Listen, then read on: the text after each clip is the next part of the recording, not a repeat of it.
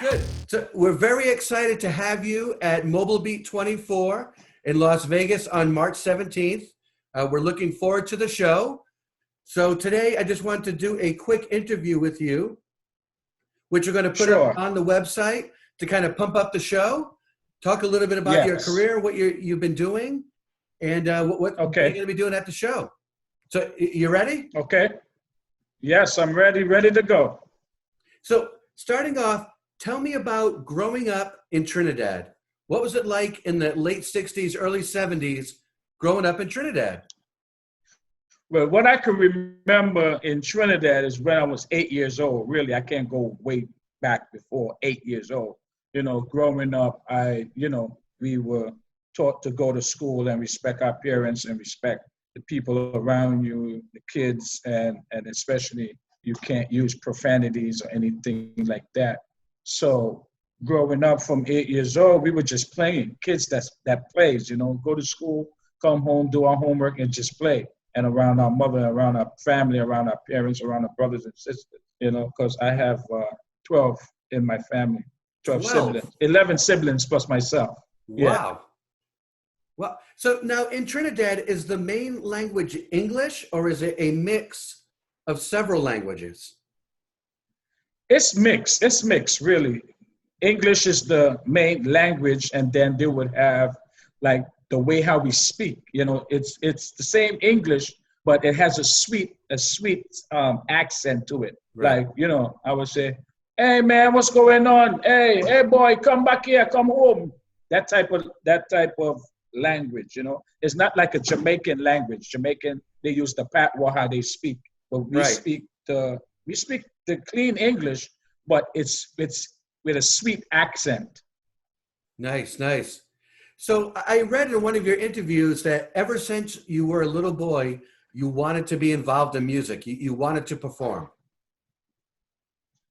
Yes, ever since I was, I would say 15, 16, growing up in the streets of Brooklyn, because we migrated from Trinidad in 1978. I came here to New York when I was 10 years old, and from that age, I went to school. I went to the PS 316 in Brooklyn, in Crown Heights, and then my mother moved to Flatbush area, and from Flatbush, we grew up from Flatbush, Woodruff. I grew up on Woodruff and Flatbush, and then my mother moved a block away again. That's Lenox Road, where I grew up. That's where I started getting into the music. I grew up on Lenox Road between Bedford and Flatbush Avenue in Brooklyn. And that's where I really started getting into the music with my friends. We would play music and I used to listen to a lot of reggae music with my friends. I grew up with my friend, Jamaican friend. His name is Colin, and me and him, we walk in the streets, we're looking for girls, that way, you get inspiration to write songs and, listening to a lot of old school reggae music with Shabba Ranks, Peter Metro, Yellow Man. We're listening to all these type of different music, Ninja Man and stuff. And that's where I started saying, you know what? I want to start doing that type of music, And I had was to learn how to adapt to the Jamaican patois speaking, Right. And I was asking my friends questions. Hey man, what that mean? What that word mean? He might say a word and I don't understand the word. I'm asking what it means, and he would tell me what it means. And from there, I start picking up the knowledge and picking up the way how the Jamaicans would be talking and speaking and singing. And I just, kept on doing what I do, writing music, and just that's how the way that started for me. So Shabba Ranks, who else were some of your early musical influences? My early Shabba Ranks was one of them. Buju Banton back then when they were singing Mad Cobra, a lot of different reggae artists like Ninja Man,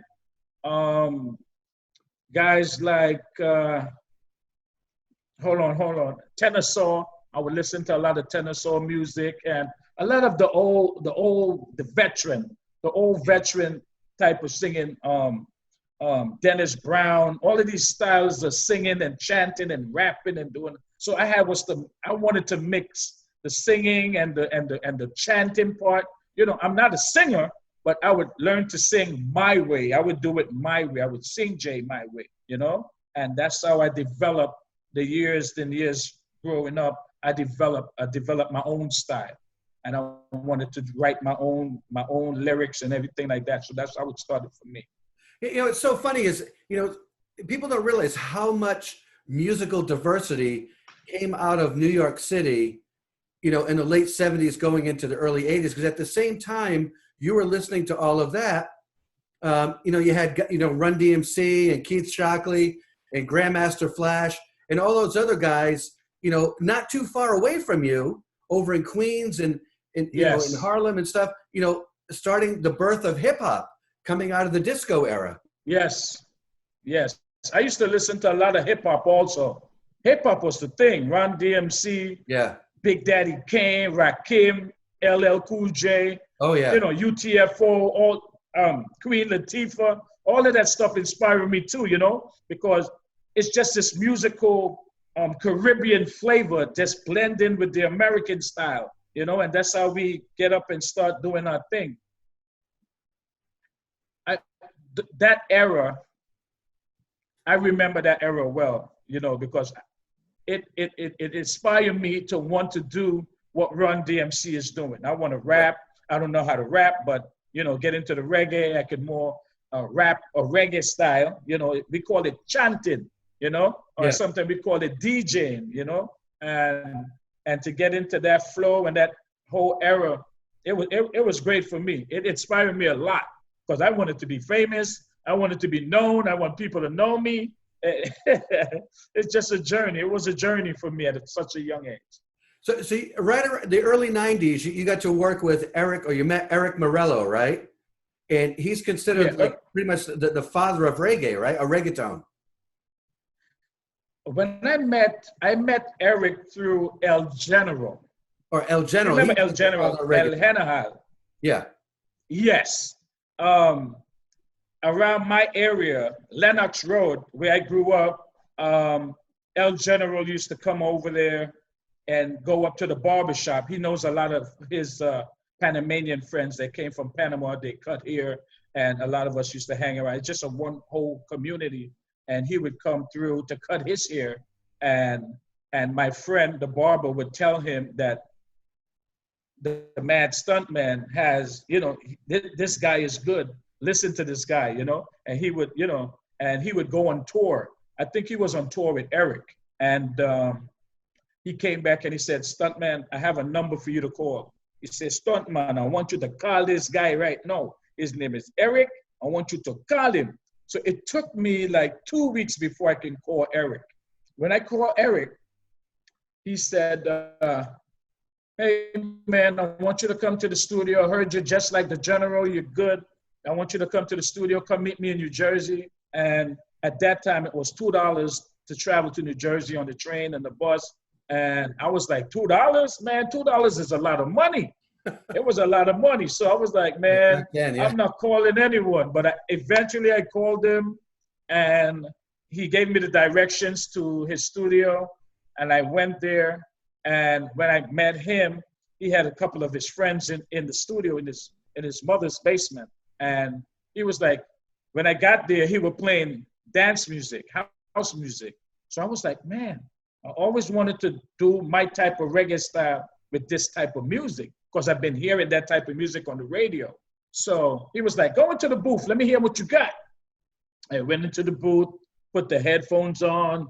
You know, it was such a little booth because I'm tall enough. I was to screech down, and I started rapping, and I started doing my chanting and everything.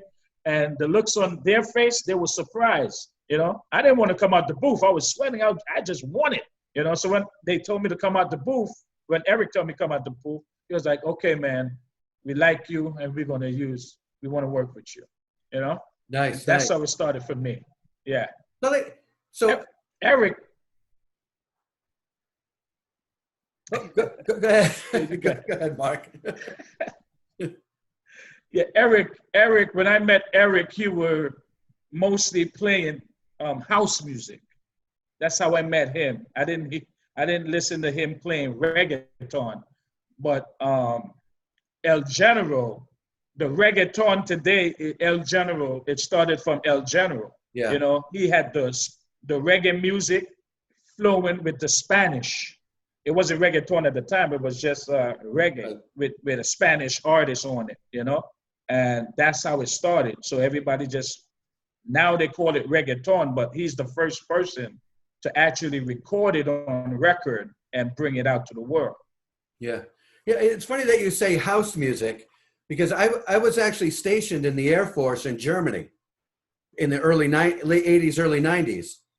And all the clubs over there were playing like Planet Soul, Technotronic, KLF, you know, all bands like that. And when I Like to Move It came out, I mean, it had that sound that was so hot in all the European nightclubs, you know, especially in Germany.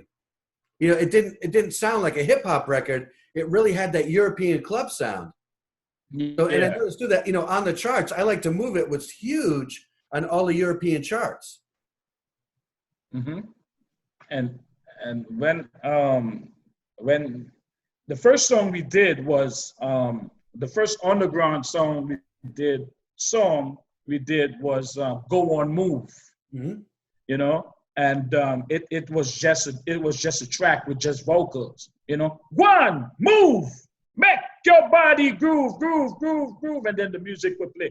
Dun dun dun dun dun dun dun. Dun, dun, dun, dun, dun, dun, dun, dun, dun, dun, dun, dun, dun. And that was just vocals, you know. And we were traveling. I think we were in Chicago. We were traveling in Chicago and everything. But before Chicago, that was the first underground record I did with just vocals with Eric.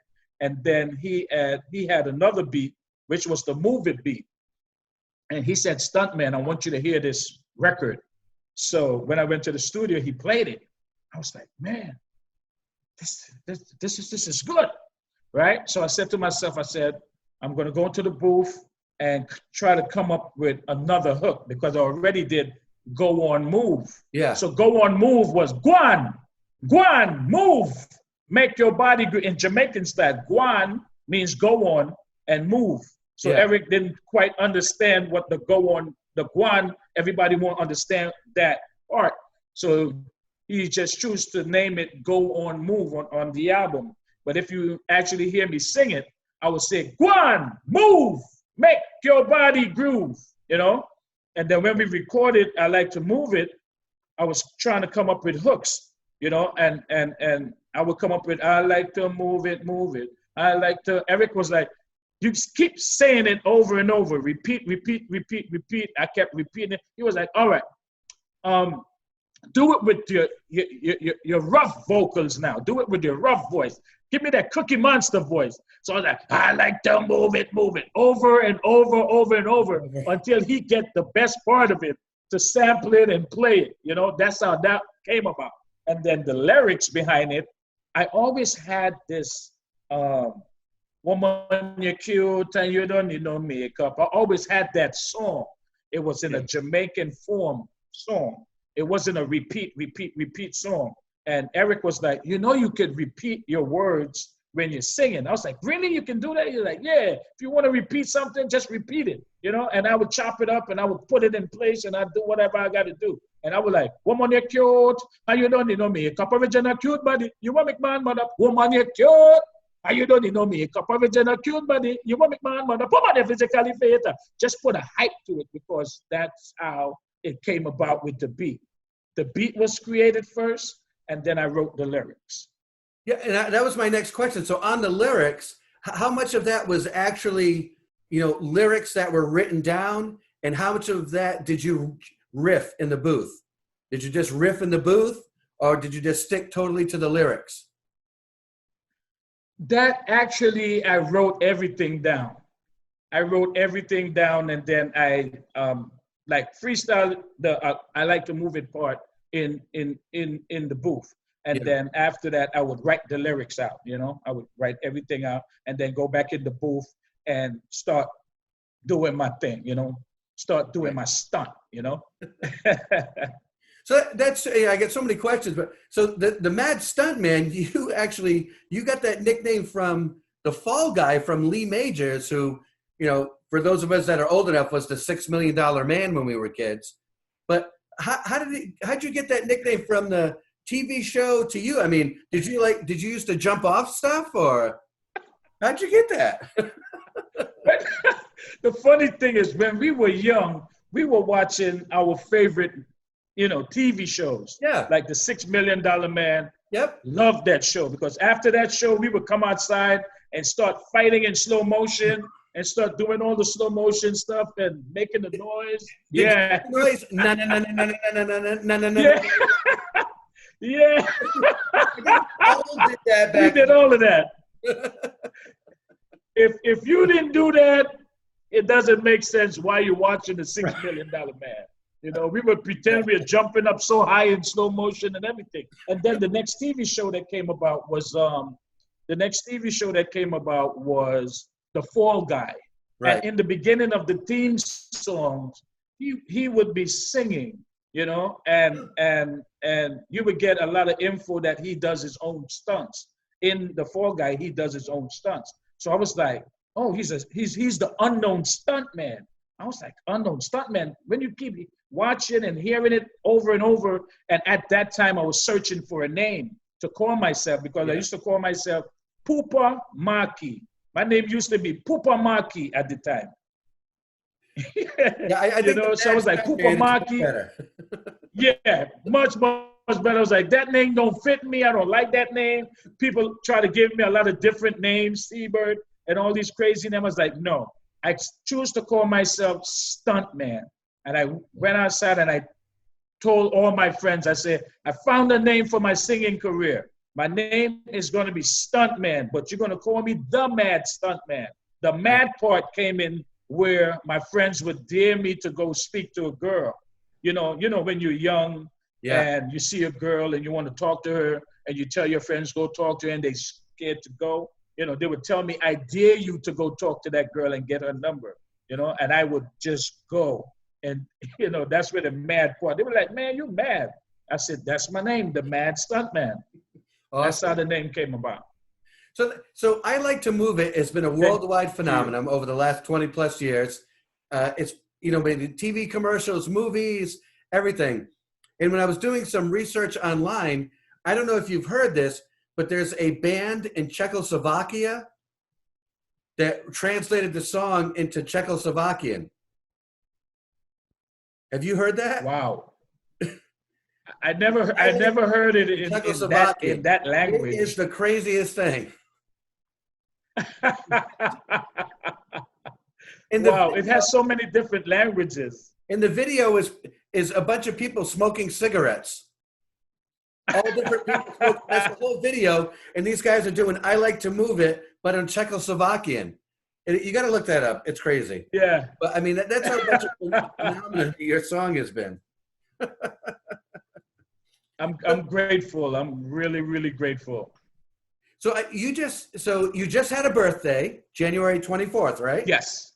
You just had a big birthday. Happy birthday. Mm-hmm. And on top of that, so much. A new track. It's your birthday, right? Yes, I've released the new track, It's Your Birthday. It's about a birthday song for everyone. Everyone in the universe has a birthday, from the little kids, from the animals, from the day something like this was made. It has a birthday because every year the creator celebrates an anniversary, of that date, the day it was made, So everything has a birthday. So I decided, I had enough of listening to other birthday songs. I need to come out with a Mad Stuntman birthday song. I had this birthday song for over 15 years. I had this birthday song, never released the birthday song. And last year, revived it by featuring an up-and-coming artist on it. Her name is Asia Wax. Asia Wax used to dance with Reel to Reel when we used to go on tour. And now she's an up-and-coming actress, and she also raps. So I decided to put her on the song because I like her flavor of when she raps, and that flavor alone uplifts the track. And when you hear my vocals and then you hear her vocals, and then the background vocals is another up-and-coming artist. He's from Jamaica. He he sings. He actually sings. So I needed to have that flavor, because if I try to do it, it wouldn't come out the way how I wanted to come out, you know? So I had to, you know, get a real singer to sing those parts really smooth, really sweet, just to put the icing on top, you know, and created It's Your Birthday. Yeah, it came out great. I And mean, I really think, I'm telling you, DJs, you got to check this out. It's Your Birthday by the Mad Stuntman. Get rid of all those old, silly happy birthday songs. This one's pretty dope. It's got a great hook. You can really pump it up for the, you know, for your parties. And anyway, I really liked it, man. I bought it, downloaded it. So, yeah. Thank you so much. The producer that produced the track, his name is Al, and he works out of we recorded the song in New Jersey at first, because he also used to work with Eric back then at the time. And he's on his own now, and he moved to Queens, and we went to redo the vocals over. I went to redo the vocals over in Queens last year, about a year and a half ago, really. And when I redo the vocals, he moved to Connecticut now. That's where he's at right now. But we redid the vocals in Queens. He mixed it down, and we sat on it for like a whole year. I'm like, I need to put this song out. This song needs to come out, because I have other songs that I'm working on right now.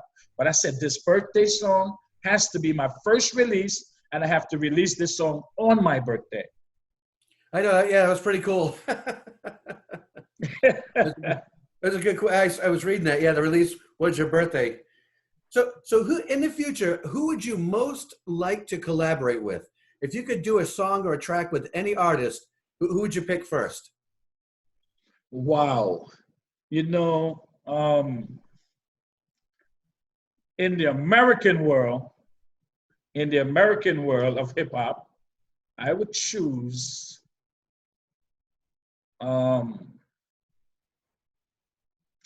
Let me tell you who I would choose. I like Rakim. From Rakim? Yes. Yeah. Yeah.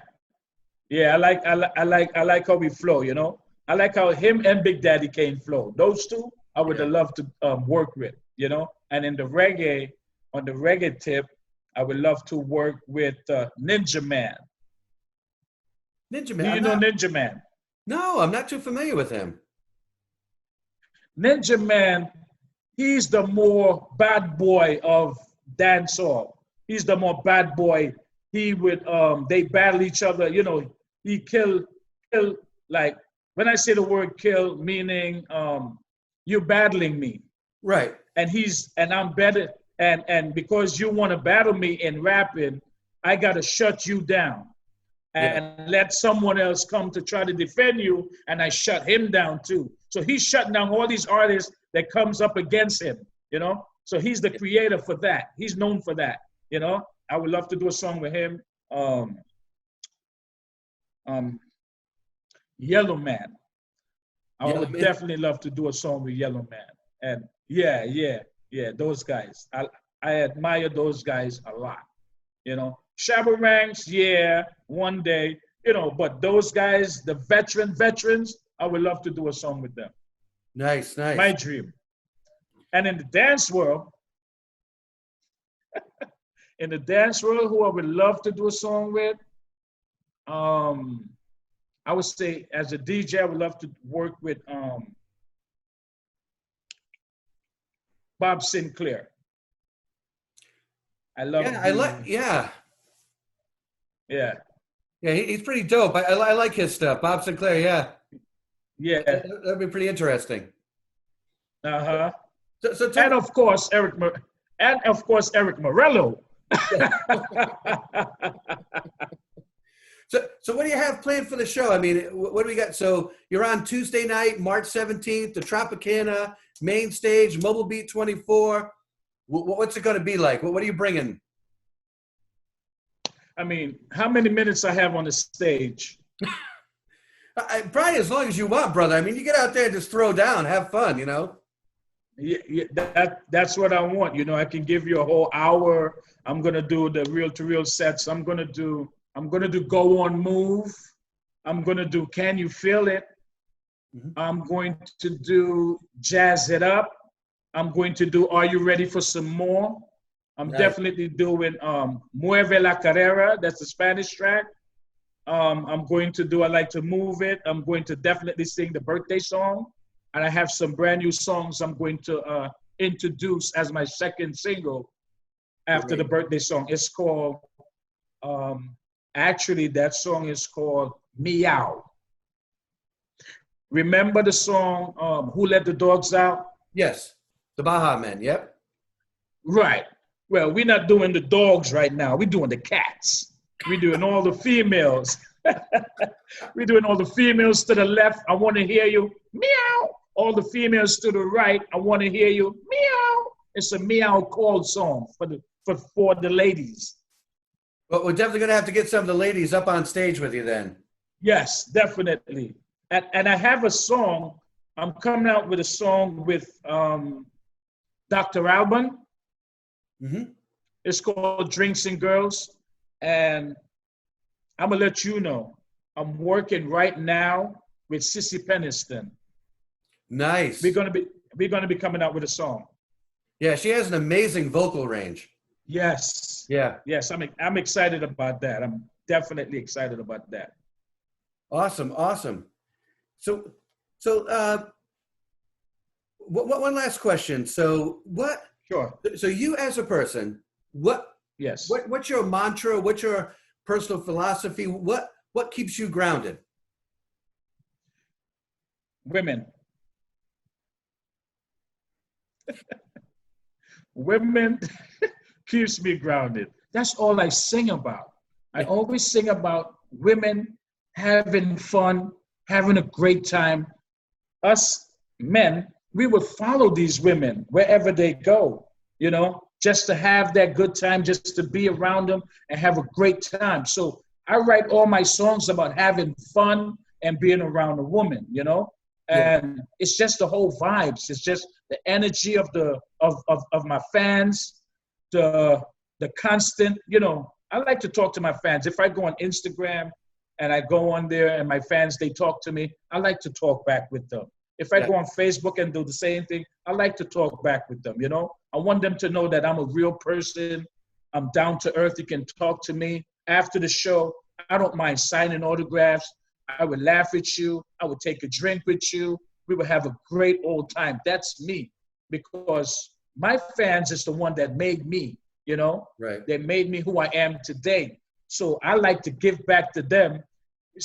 Sometimes when a fan go to see you perform, they pay their money, they hard-earned money to see you, and then the only thing they can do is get to touch you because you're on the stage performing. They can't believe that you're there, So my thing is, if I can touch them while I can and get that time to walk through the crowd without security or with security and just embrace them, let them know that I'm still here. I still has the magic voice, and we can have fun together. Let's move it. It's been over 25 years, and I'm so happy. Every platform that I look, I see kids and grown-ups and artists, my peers, singing my song, the song that was created by Mark Quashie and Eric Morello and Strictly Rhythms and Positiva EMI and everybody that had a part to play with that record or with the album, Real to Real, the movie, the whole Real to Real album. It's incredible. The energy, I still have the energy, and I just can't wait to touch certain parts of the globe. There's so many parts that I have never traveled to touch, and I'm still here, and I want to touch that. When I leave this place, I want my legacy of them knowing that the Mad Stuntman, who's also known as Mark Quashie, is human just like you. Nice. Perfect. That is awesome. And we're going to have a room packed of like 1,000 DJs that want to get up and party and jam with you and definitely have a drink with you. I know I do. What do you drink? Tell me what you drink. So I want to have it ready. I love champagne. Champagne? I love champagne. Yeah. I love champagne. Champagne?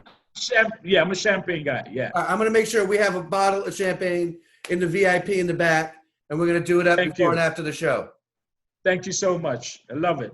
I can't wait. Yeah, me neither, man. It's going to be a great show. It's going to be a great time. Mobile Beat Las Vegas, March 16th to the 19th. They're going to be there on Tuesday the 17th, and it's going to be an awesome show. Mark, thank you so much for doing the interview with me. We're going to get this up and posted, and I'll see you in Vegas, man, in like 30 days. Thank you so much. I want to say thank you to my management, Preston Sullivan, my whole management team, Samiha, my wife, Tiffany, everyone that's working and keeping me energetic, and definitely you, Las Vegas, the Mad Stuntman is coming. I'm going to see you soon, and we're gonna, I like to move it. Vegas likes to move it. Vegas likes to move it. They like to move it. Woo! Awesome. Thank you. Thank you very much.